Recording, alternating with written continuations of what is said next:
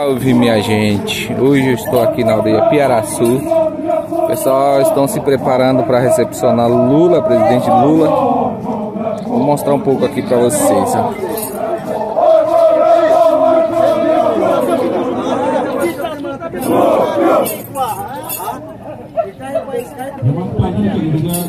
Aqui as aldeias, quem manda aqui é o povo Caiapó.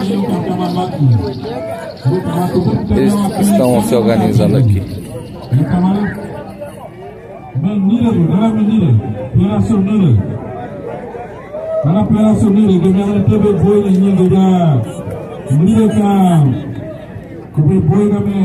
Aí meu povo do Xingu estão chegando. Vai ter apresentação daqui a pouco do Alto Xinguanos. Isso, pessoal.